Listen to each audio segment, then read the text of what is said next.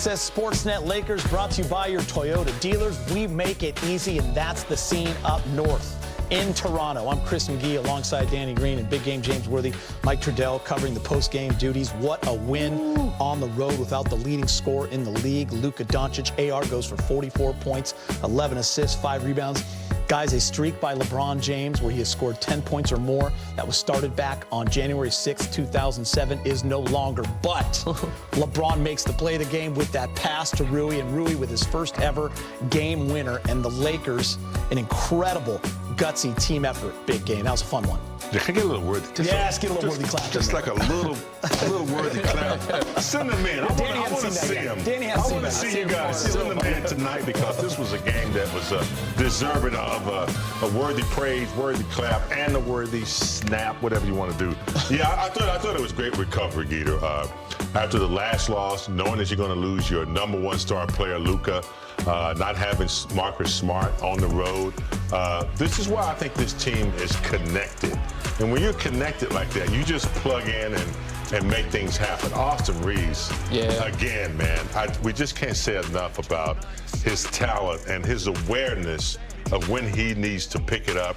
And then LeBron coming in with his leadership and experience. Didn't score in double figures, but boy, giving up that last assist to Rui there, and then just being in the presence and lead, just being on the floor. Sometimes you just need a guy like LeBron to be on the floor with you. I know there were times when Magic was maybe not all there, but just having him on the floor helped a lot. But I just thought Ayton, they defended the rim. They had block shots, I think maybe 7 block shots. Hayes had 3. I thought the bench tonight, which was needed, really provided a huge production from the bench and just an overall good victory. Yeah, LaRavia with 14 points and 7 rebounds, and he had that big block in the fourth quarter late in that game, chased down from behind. Nick Smith off the bench with 12 points. But Danny, I want you to be able to talk about that last play as well. AR is doubled, and the Lakers, we talked all day on the pregame show and a half about making the right play, playing smart basketball, gives it up to LeBron. LeBron with 11 assists tonight. He could have tried to be a hero, make that shot, but he makes the great pass to Rui, and Rui's alone in that corner, and we trust that. He's over 50% from 3. I mean, very on brand for LeBron James. He always makes the right play, regardless of time and score. There's times where he's tried to force the issue and take the game winner, and he would be scrutinized for passing up the game winner sometimes. He's kicked it out to Melo before, he's kicked it out to me before, and we've missed shots. Now, LeBron, why aren't you shooting the ball? This is why. You trust in your teammates. At this point in the season, you want to build and empower them because you're going to need them, especially down the stretch, and he didn't have it going. But honestly, even though Rui made the game winner, the most important play for me down the stretch was Austin Reaves making that basket the play beforehand. Because all the momentum was with Toronto. They took a 2-point lead and he answered, They took a 2-point lead and he answered over 2 or 3 guys getting it to the rim. Could have been an N1, but that kind of settled down the crowd and the group, and it gave them a little bit more momentum because Toronto had the momentum pretty much that whole end of the fourth quarter, and Austin Reaves kind of quieted the crowd and got them back, in a poised situation. And Danny, mistake me if I'm wrong. Billy and Stu talked about everyone thought the Lakers were taking a timeout. Yeah, except for Austin Reaves. Guys were literally about to walk to the bench, and Austin Reaves took it to the rack with 3 guys on. Dribble up the floor a little slow, act like he didn't know what he was doing, put him to sleep a little bit, then turned on the Jets and took on 3 Toronto Raptors to get a bucket that could have been, an N1, but that was one of the biggest buckets of the game. Probably the biggest bucket of the game to me. Truly incredible. Listen, we knew that there would have to be a big game from Austin Reaves, and we talked in the pregame how they all struggled against the Phoenix Suns in that defense, and there was a warning. Toronto Raptors, another scrappy, pesky, athletic defense. JJ talked about it in the pregame show in his press conference, and the Lakers are going to have to play great basketball tonight. They're going to have to take care of the ball, and Austin did that. The efficiency, guys, 44 points on 21 shots, 13 of 21, James, 13 for 15 from the free throw line, 11 assists, and 5 rebounds. From the jump, he was dialed in. You said it, from the jump, the entire team knew that they could not get themselves into a deficit situation on the road against Toronto. So from the very beginning, the entire team was ready. They were connected.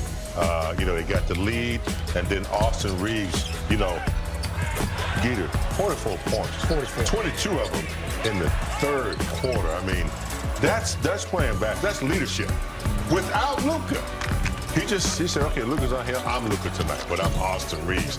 He's going to let Luka know about it. I am him. Of course he will. Of course he will. But, you think LeBron or Austin's going to take that last shot. You talk about team building. Yes. Letting Rui have that you shot. nailed that one. Big game. Could have been Jay, could have been anybody, but that's what. This is going to be a good bus ride, good plane ride, good camaraderie on the road. No distractions. You don't have, things here in LA. Going to Boston, settle down, try to get another. They are now 4-1 without Luka. And AR has played in 4 of those games. He's gone for 40, I think, every single time. He averages about 40 when Luka is not there. Danny, what about that third quarter for AR? That really was the difference in this game, where you thought little momentum may be going. Lakers had a great first half, but then Toronto's charging in that third quarter. But in the third, he goes for 22 points in 12 minutes on 6 shots. Yeah, I mean, the basket just kept getting bigger and bigger for Austin Reaves. Every shot that he threw up, even that end one where he just kind of threw up a prayer, went off the glass and went in.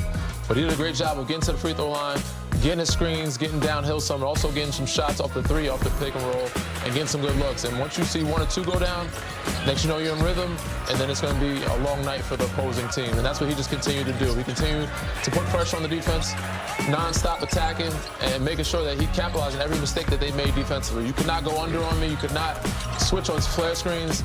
I'm going to punish you. You could not pick me up at the 3-point line because I have range just as good as Dame Lillard and Steph Curry. And I'm going to have this dance with you, get you in the air, get the foul, but not only get the foul, but he's been great at finishing through the contact and getting the N1 as well. Gator, this is a kid that they took to Vegas as a ball boy. He was on a 2-way contract. Yeah, just come on, kid. Come on, play with us.